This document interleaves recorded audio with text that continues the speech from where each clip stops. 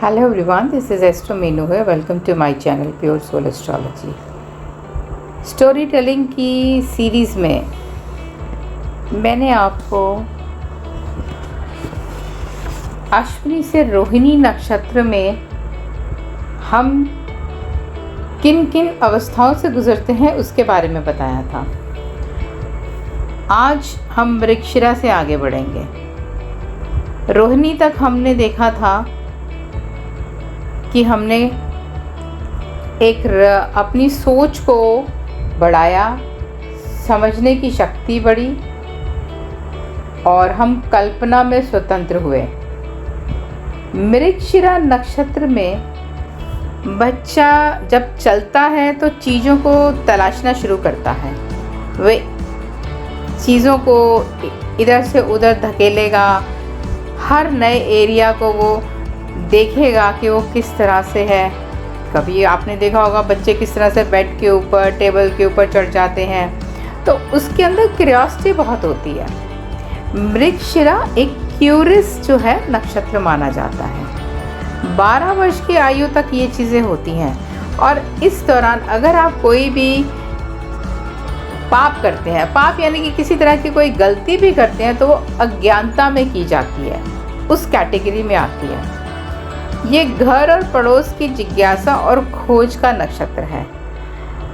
जैसा कि रोहिणी में आप कभी बाहर जाना पसंद नहीं करते और अलगाव में रहते हैं क्योंकि आप बहुत रचनात्मक हैं। मृगशिरा में आप समूह में जाएंगे और उनके साथ मिलकर आप काम करना चाहेंगे। आप सामूहिक प्रवृत्ति का पालन करेंगे, आप भीड़ का हिस्सा बन जाएंगे और आपका अपना कोई व्यक्तित्व नहीं होगा। यदि आप किसी चीज़ को पसंद नहीं करते तो भी आप कुछ कह नहीं सकेंगे। उदाहरण के लिए यदि किसी का मृगशिरा में शुक्र आ जाता है तो जातक सामाजिक दबाव में विवाह करेगा और अपनी पत्नी द्वारा गलत काम किए जाने पर भी कुछ नहीं कहेगा। यही स्थिति हम पलटकर भी कह सकते हैं कि किसी जातिका के मृगशिरा में शुक्र आता है तो भी वो दबाव में शादी करेगी और पति की किसी भी गलती का वो विरोध नहीं करेगी। शुक्र क्योंकि विवाह का कारक माना जाता है, इसलिए यहाँ पर हम मेल और फीमेल दोनों में शुक्र को ही ले रहे हैं। जो मृग होता है उसके अंदर ही कस्तूरी होती है, लेकिन वो मृग कस्तूरी की खुशबू को जब उसको महसूस होती है तो वो इधर उधर घूमता है, हर जगह तलाश करता है। इतना अपने आप को मतलब कहते हैं ना कि थका देगा, ड्रेन आउट हो जाएगा ढूंढने में कि कहाँ से खुशबू आ रही है, जबकि वो खुशबू तो उसके अंदर ही है। यही मृगशिरा वालों की प्रॉब्लम होती है कि उनके पास जो होता है वो उसको तो नहीं देखते कि हमारी क्या खासियत है, वो बाहर ढूंढते हैं कि कहाँ से कैसे हमें किसी से खासियत मिल जाए, कि कौन कैसा कर रहा है हम वैसा करें तो शायद हम भी बड़े इम्पॉर्टेंट बन जाए। यहाँ वो गलती करते हैं। तो मृगशिरा वालों को इस चीज़ को समझना चाहिए कि उनके अंदर क्या खूबी है, उसको पहचानें और उसको बाहर निकालें। अगर मृगशिरा को थोड़ा डिटेल में समझें तो हम कहेंगे कि मृगशिरा और भेड़ चाल, ये लोग हमेशा सुरक्षित खेलने की कोशिश करते हैं और ऐसे काम करते हैं जिन्हें ज़्यादातर लोग सुरक्षित मानते हैं। चाहे मृगशिरा किसी भी भाव में आए या मृगशिरा में कोई ग्रह जाए, इन लोगों को शायद ही जीवन में जोखिम लेना पसंद होगा या इनके जीवन में जोखिम होगा। 7वें भाव का कस्प अगर मृगशिरा नक्षत्र में है तो जातक का विवाह पारंपरिक तरीके से होगा। 7वें भाव के महत्व के मामले में जातक कुछ भी नया करने की कोशिश नहीं करेगा। मृगशिरा में अगर शनि आ जाए तो जातक नौकरियों को आसानी से नहीं बदलेगा क्योंकि वे एक सुरक्षित विकल्प की तलाश में है और उसके पास जो है उसे वह जोखिम में नहीं डाल सकता। मृगशिरा में अगर शुक्र आएगा तो शादी के अलावा यहाँ हम कह सकते हैं कि जातक कपटी योजनाओं में धन को निवेश नहीं करेगा और जो गवर्नमेंट बैंक्स हैं उनमें ही निवेश करेगा। ऐसे जातक किसी भी लड़की से रिश्ते के लिए संपर्क नहीं करेंगे, क्योंकि ये जातक जो कुछ भी चाहते हैं उसे जोखिम में नहीं डाल सकते और उन्हें जो मिलता है वो उसी में खुश रहते हैं। यदि सूर्य मृगशिरा नक्षत्र में आ जाए तो वे कानून के खिलाफ कभी नहीं जाते। वे हमेशा सर्वश्रेष्ठ प्रथाओं की तलाश करते हैं ताकि वे सरकार के साथ समस्याओं में शामिल ना हो। मान लीजिए यदि उन्हें सरकार से कोई नोटिस मिलता है तो ये लोग कानून का पालन करने में सबसे ज़्यादा घबराते हैं। अगर मंगल मृगशिरा नक्षत्र में आ जाए तो भूमि या संपत्ति खरीदने या लड़ाई झगड़ा शुरू करने से पहले जातक कम से कम 100 बार सोचेगा, क्योंकि वह इन सब को करने से डरता है। अगर किसी का कोर्ट केस चल रहा हो तो मृगशिरा नक्षत्र में आप जिसके साथ में आपका केस है उससे बात करेंगे तो आपका out of the court settlement भी हो सकता है, क्योंकि मृगशिरा नक्षत्र लड़ाई झगड़ा पसंद नहीं करता।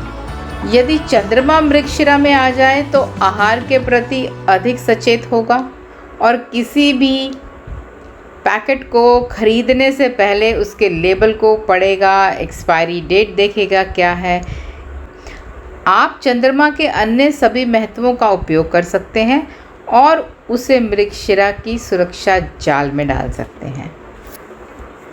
अब अगर हम कहते हैं कि मृगशिरा नक्षत्र छठे भाव में चंद्रमा में है, यानी कि चंद्रमा 6th हाउस में बैठकर मृगशिरा के नक्षत्र में आ गया, तो जातक लगातार उस भोजन के बारे में बात करेगा जो बीमारी का इलाज कर सकता है या किसी चिकित्सा उपचार की खोज में रहेगा। अगर हम कोई और एग्जाम्पल लें तो जो भी ग्रह कस्प में मृगशिरा नक्षत्र में पड़ेगा या जो भी ग्रह मृगशिरा नक्षत्र में जाएगा उस घर में कोई भी अनुष्ठान नहीं किया जाएगा। साथ ही जातक उस विशेष भाव से संबंधित अनुष्ठानों को याद करेगा या वे अनुष्ठान लड़ाई के बाद ही होंगे। मान ले मृगशिरा नक्षत्र 7वें भाव में है तो फिर पुजारी से संबंधित समस्याएं, ब्राह्मण के साथ लड़ाई या जातक के विवाह की रस्मों में अनेक मुद्दे होंगे। यही मृगशिरा यदि 4थे भाव में है तो गृह प्रवेश के दौरान अनुष्ठान और मुहूर्त से संबंधित समस्याएं आ जाएंगी। यदि मृगशिरा नक्षत्र में 12वां स्वामी यानी कि 12th हाउस का लॉर्ड मृगशिरा में जाकर अस्त हो रहा है तो व्यक्ति का अंतिम संस्कार भी ठीक से नहीं हो पाएगा। अगर ये 12वां भाव के कस्प में पड़ता है तो भी यही परिणाम होगा। साथ ही जातक दादी और नाना के अंतिम संस्कार में भी शामिल नहीं हो पाएंगे। मृगशिरा नक्षत्र का जो पहला चरण है वो वृषभ राशि और सिंह नवांश का होता है। भगवान शिव कहते हैं कि एक ब्राह्मण जो वेदों की सेवा करते थे, मध्य प्रदेश में रहा करते थे, वे वेदों की शिक्षा देते थे। इसी के कारण उनका नाम वेद शर्मा पड़ा। एक लोहार उनका दोस्त था और उन्हें उस पर बहुत भरोसा था। लोहार ने अपना 400 ग्राम सोना वेद शर्मा के घर पर रखा। कुछ समय बाद लोहार की मृत्यु हो गई, लेकिन वेद शर्मा ने उसका सोना वापस नहीं किया और इसकी बजाय अपनी पत्नी के साथ उस धन का उपयोग करना शुरू कर दिया। अगले जन्म में लोहार वेद शर्मा के बेटे के रूप में आए और जैसे ही वेद शर्मा के साथ उनका कर्ज खत्म हुआ, उनकी मृत्यु हो गई और उनकी आत्मा यात्रा को आगे बढ़ गई। वेद शर्मा निसंतान रह गया। यदि कोई 1 लाख बार गायत्री मंत्र का पाठ करे और ब्राह्मणों को भूमि और गाय का दान करे तो भी उसका अभिशाप खत्म हो पाएगा। साथ ही शाप की मुक्ति पाने के लिए जातक को मकर संक्रांति के दिन किसी पवित्र नदी में स्नान करना चाहिए। चलिए अब हम इस पाठ के पीछे छिपे हुए अर्थ को समझने की कोशिश करते हैं। एक बहुत महान व्यक्ति था जो शिक्षण और समाज में ज्ञान प्रदान करने के कार्य में शामिल था। उनके दोस्त ने उससे सोना लेकर भरोसा किया, जो उस युग की सबसे मूल्यवान चीज़ थी। सोना यहाँ प्रतीकात्मक है, जो वास्तव में ये दर्शाता है कि लोग इस हद तक आप पर भरोसा कर रहे हैं। उनके दोस्त ने उन पे सोने को लेकर भरोसा किया, जो उस युग की सबसे मूल्यवान चीज़ थी। सोना यहाँ ये दर्शाता है कि लोग इस हद तक आप पर भरोसा कर रहे हैं कि वे आपको अपने धन का सबसे कीमती हिस्सा देने में भी संकोच नहीं करते, क्योंकि वो जानते हैं कि आप इसे सुरक्षित रखेंगे। इस मूल्यवान चीज़ का ज्ञान, धन या उनके रहस्य हो सकते हैं, जो आपको इसे सुरक्षित रखना होगा, क्योंकि ये एक दोस्त द्वारा आपको सौंपा गया है। कहानी का अन्य हिस्सा है कि लोहार ने वेद शर्मा के घर में सोने को रखा। एक लोहार उतना सोना नहीं बना सकता, क्योंकि ये पेशा समाज के निचले तबके का है, तो ये चोरी का धन हो सकता है और उसके घर पर छापा ना पड़े, इसलिए वह इसके बारे में किसी को नहीं बताता है।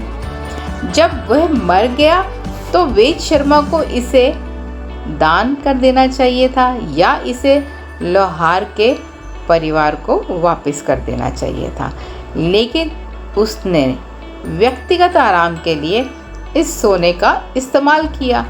ये दिखाता है कि आप उस धन का उपयोग कर रहे हैं जो उचित माध्यम से नहीं कमाया गया है। आज की दुनिया में यदि कोई जातक कंपनी में काम करता है और उपभोक्ताओं को धोखा देकर कंपनी में बोनस प्राप्त करता है, तो अभिशाप का एक हिस्सा जातक को भी मिलता है। फिर अगले जन्म में भगवान शिव ने मकर संक्रांति के दिन जातक को पवित्र नदियों में स्नान करने के लिए कहा, क्योंकि ये सिंह राशि का नवमांश है जो सोने का प्रतिनिधित्व करता है। और जब हम किसी विशेष अवसर पर पवित्र नदियों में डुबकी लगाते हैं तो हम चाट के सूर्य के कारण उत्पन्न सभी हानिकारक प्रभावों से छुटकारा पाते हैं। मृगशिरा नक्षत्र का अगर हम दूसरा चरण ले तो ये वृषभ राशि और नवमांश कन्या बनता है। यहाँ भगवान शिव कहते हैं कि नंदनपुर नाम एक शहर था। बोध शर्मा नामक का एक ब्राह्मण रहता था। वे अन्य लोगों के लिए एक दूत का काम करता था और भिक्षा मांगता था।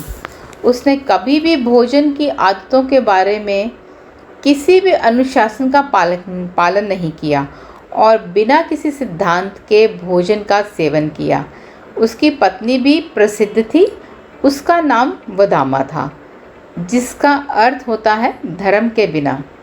कई पशु पक्षियों के रूप में जन्म लेने के बाद अगले मानव जन्म में दोनों पति पत्नी कई बीमारियों के साथ पैदा हुए और नर्तक के रूप में काम किया। फिर भी उन्होंने भोजन के संबंध में किसी भी अनुशासन का पालन नहीं किया और श्राद्ध से संबंधित किसी भी सिद्धांत का पालन नहीं किया। अपने जीवन में अभिशाप से छुटकारा पाने के लिए उन्हें गायत्री मंत्र का जाप करना चाहिए और स्वच्छ तरीके से भोजन पकाने के बाद ब्राह्मणों को देना चाहिए। नीले रंग का नर भैंसा दान करने से उनके सभी रोग खत्म हो जाएंगे। इजी भाषा में समझें तो ये वृषभ राशि और कन्या राशि का नवांश का प्रतीक है, इसलिए दूसरों की सेवा करते हुए भोजन यानी कि वृषभ का संदर्भ है। संदेशवाहक के रूप में काम करने वाला जातक संचार का संकेत है। वृषभ जो राशि है काल पुरुष की कुंडली का दूसरा भाव है, जो कि हमारा खान पान का घर माना जाता है। महाराज भोलेनाथ कह रहे हैं कि ये जातक एक ब्राह्मण है, लेकिन वे एक दूत के रूप में काम कर रहा है और अपना मूल काम नहीं कर रहा। इसकी व्याख्या ऐसे लोगों के रूप में भी की जा सकती है जो दूसरों के बारे में बात करते हैं या अपने सामाजिक संपर्कों के कारण मेल जोल में काम करते हैं। पुराने समय की तरह यहाँ भोजन प्रतीक है। भोजन का भुगतान किसी भी तरह की सेवा से किया जाता था, लेकिन आज की दुनिया में ये किसी भी प्रकार का धन हो सकता है। इसीलिए जातक इस बात की परवाह नहीं करता कि धन का स्रोत क्या है। इसी प्रकार उसकी पत्नी का भी वही स्वभाव है। भगवान शिव कहते हैं कि अब अगले जन्म में कन्या राशि का चिन्ह प्रमुख है, क्योंकि वे लोगों के मनोरंजन के लिए काम करते हैं। वे किसी ऐसे स्थान पर हाथों से काम करते हैं जहां वे कलाकार हैं। दोनों को स्वास्थ्य के मुद्दे हैं, क्योंकि वे फिर से पैसे के लिए कुछ भी करने को तैयार हैं। जब ये लोग इस बात को लेकर सावधान होंगे कि पैसा कैसे कमाया जाए, खाना कहाँ और कैसे खाया जाए, तभी इनकी ज़िंदगी सुधरेगी। भोजन खाने के लिए कई तरह के सिद्धांत सिखाए जाते हैं, और अगर कोई उन्हें नहीं अपनाता है तो भोजन की बुरी आदतें रखता है, तो व्यक्ति निश्चित रूप से बीमार हो जाएगा और बीमारी के कारण अपना सारा धन खो देगा। आपने कई बार देखा होगा कि अपने सामान को, उत्पादन को, जो भी वो बनाते हैं उसको बेचने के लिए कितना झूठा प्रचार करते हैं, विज्ञापन झूठ कितने निकालते हैं। आजकल तो वैसे भी यूट्यूब और फेसबुक का ज़माना है, सब झूठ परोसा जाता है। वो ये नहीं देखते कि हम जिस तरह से अपना उत्पादन, जो हमारा सामान है या अपने प्रोडक्ट को हम किस तरह से बेचने की कोशिश कर रहे हैं, क्या वो जायज़ है या नाजायज़ है, इस बात की परवाह नहीं करते और वो ज़्यादा से ज़्यादा पैसा कमाने की कोशिश करते हैं, तो बाद में वो बहुत तरह की बीमारियों का शिकार बनते हैं। मृगशिरा का जो तीसरा चरण है वो मिथुन राशि व तुला नवांश का होता है। भगवान शिव कहते हैं कि पुरी के तट पर एक कुम्हार रहता था और वो कड़ी मेहनत के कारण वे समय के साथ समृद्ध हो गया। उसका नाम करमचंद था, उसकी पत्नी का नाम देवकी था। वे रोजाना काम करता था और वो पैसा कमाता था और उसे खर्च करता था। अपना पूरा जीवन उसने इसी तरह से बिताया और बुढ़ापे में उसे गरीबी का सामना करा, क्योंकि उसने कोई बचत नहीं करी। उसकी खर्च करने की आदत बिना आय के पहले जैसी रही और उसकी भरपाई करने के लिए उसने एक व्यापारी से ब्याज पर 100 सोने के सिक्के लिए। वे अपना कर्ज चुकाए बिना मर गया और अगले जन्म में उसी व्यापारी ने करमचंद के पुत्र के रूप में जन्म लिया। उसका बेटा अपने माता पिता के खिलाफ था और शराब और महिलाओं पर पैसा खर्च कर देता था। उसकी बुरी आदतों के कारण वे जल्दी मर गया। भगवान शिव कहते हैं एक उपाय के रूप में उन्हें धन का दान करना चाहिए और ऋणदाता की सोने की मूर्ति बनानी चाहिए और हर दिन उसकी प्रार्थना करनी चाहिए। उस ब्राह्मण को 2.5 किलो चांदी का दान भी करना चाहिए। भगवान शिव जो कह रहे हैं उन पंक्तियों को अगर हम गहराई से समझें तो ये मिथुन राशि है और तुला नवांश है। इसलिए भगवान शिव सुझाव दे रहे हैं कि व्यक्ति हाथों से संबंधित कार्य कर रहा है क्योंकि मिथुन राशि हमारे हाथों को रिप्रेजेंट करते हैं। अगर एक कुशल व्यक्ति काम कर रहा है और पैसा कमा रहा है तो ज़रूरी नहीं कि वो एक कुम्हार ही हो। तुला राशि का नवमांश एक स्वतंत्र कार्यकर्ता का प्रतिनिधित्व भी करता है।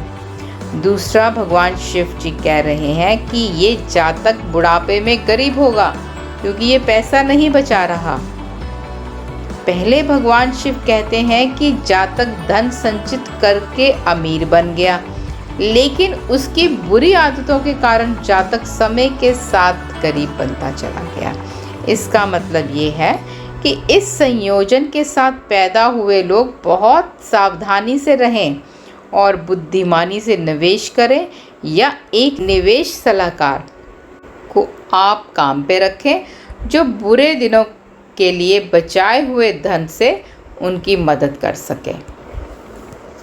भगवान शिव जी कहते हैं कि समाज में अपना रुतबा और अपनी खर्च करने की आदतों को बनाए रखने के लिए ये उसी तरह की जीवन शैली के लिए जीना चाहता है और ऋण लेता है, और फिर अगले जन्म में भगवान शिव जी कहते हैं कि पिछले जन्म में अपने पिता को जो उसने उधार दिया था उसे वापस लेने के लिए जातक पुत्र बन के पैदा होगा और कर्ज खत्म होते ही बेटा मर जाएगा। कितनी गहरी बात है हमारे पास्ट लाइफ कर्मों को लेकर यहाँ पर। मृगशिरा नक्षत्र के चौथा जो चरण है मिथुन राशि का वृश्चिक नवमांश है। भगवान शिव जी कहते हैं कि केशवपुर नाम के शहर में किशोर शर्मा नाम का एक ब्राह्मण रहता था। वे प्रतिदिन वेदों का अभ्यास करता था और मृत लोगों के लिए दी जाने वाली दावत का सेवन करता था। हिंदू संस्कृति में किसी भी इंसान की मृत्यु के 13वें और 17वें दिन और श्राद्ध पक्ष के दौरान ब्राह्मणों को भोजन कराया जाता है। किशोर शर्मा उस भोजन को नियमित रूप से खाता था। वे कंजूस था और सारा पैसा बचाता था। उन्हें कभी निजी इस्तेमाल के लिए भी पैसा नहीं खर्च करता था। उसने अपने भाई की 3 करोड़ रुपए की ज़मीन हड़प ली और उसे कभी वापस नहीं दी। संपत्ति में हिस्सेदारी के लिए लड़ते हुए उसके भाई की मृत्यु हो गई, लेकिन उसे फिर भी कुछ नहीं मिला। इस विशेष जीवन में वे विभिन्न बीमारियों से पीड़ित है और उसके बच्चों के हिस्से में भी खुशी नहीं है। इस शाप से छुटकारा पाना तो भगवान शिव जी कहते हैं कि जातक को मंत्र जाप करना चाहिए और भगवान सूर्य की 200 ग्राम सोने की मूर्ति और भगवान चंद्रमा की 400 ग्राम की मूर्ति ब्राह्मण को दान करनी चाहिए। भगवान शिव जी जो कह रहे हैं, हम उनकी पंक्तियों को अगर गहराई से समझें तो सबसे पहले ये मिथुन राशि भाई, कड़ी मेहनत, यात्रा, इनको ये दर्शाती है, और वृश्चिक नवमांश उत्तराधिकारी, धन की बचत व मृत्यु है।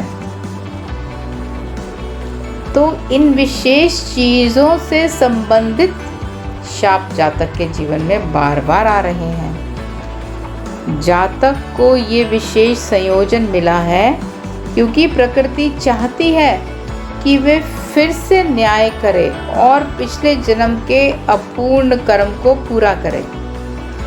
जातक का लोगों के अंतिम संस्कार में भोजन करना भी प्रतीकात्मक है। इसका मतलब है कि जातक जिन लोगों से पैसा कमा रहा है या संसाधन प्राप्त कर रहा है, ये खुशी से नहीं बल्कि भारी मन से उनको पैसा दे रहे हैं। यदि अंतिम संस्कार करने वाले ब्राह्मण भ्रष्ट हैं तो वे भावनात्मक धमकी देकर बहुत पैसा कमा सकते हैं। वे कह सकते हैं कि यदि आप 1 वर्ष के लिए 10 ब्राह्मणों को सोना व भोजन दान करते हैं तो आपके पूर्वज स्वर्ग चले जाएंगे, अन्यथा उनकी आत्मा को शांति नहीं मिलेगी। इसी विशेष समय में परिवार के सदस्य पहले से ही दुखी हैं क्योंकि इस तरह की भावनात्मक धमकी से ब्राह्मण जो कमा रहा है वो उसके लिए अच्छा नहीं होगा। ये उन सभी लोगों पर लागू होता है जो किसी ऐसे उद्योग में काम करते हैं जहां लोग खुशी के साथ कभी भुगतान नहीं करते, जैसे कि बीमा एजेंट, डॉक्टर, शमशान घाट, वकील और ज्योतिषी। कोई भी काम जो संचार द्वारा जनता की समस्याओं को हल करने से संबंधित है, उसमें पैसे वसूलने में बहुत सावधानी बरतनी चाहिए, क्योंकि पैसे बाद में गंभीर समस्याओं का कारण बन सकते हैं। आज की दुनिया की तरह अगर आप जांच के लिए किसी डॉक्टर से मिलते हैं और आपको सच्चाई बताने की बजाय अगर डॉक्टर पैसे कमाने के लिए आपका महंगा इलाज कराता है, तरह तरह के टेस्ट करवाता है जो आपके लिए ज़रूरी भी नहीं है, तो इसका मतलब वे वही कर्म कर रहा है जो ब्राह्मण ने मृत्यु अनुष्ठान के समय किया था। ये लोग अधिक पैसा कमाने के लिए लोगों के साथ भावनात्मक रूप में खेल रहे हैं। बहुत सावधान रहें, क्योंकि आप अभिशाप के भागी होंगे। तो इस तरह से मृगशिरा नक्षत्र में पैदा होने वाले लोग या जो भी ग्रह मृगशिरा में आते हैं वो किस प्रकार का फल देते हैं, यदि हम इसे कहानी के माध्यम से समझें तो हमें बहुत अच्छे से समझ आएगा। उम्मीद है आपको ये मृगशिरा की जो कहानी आज मैंने पूर्ण रूप से आपको बताई है, ये बहुत ही पसंद आएगी।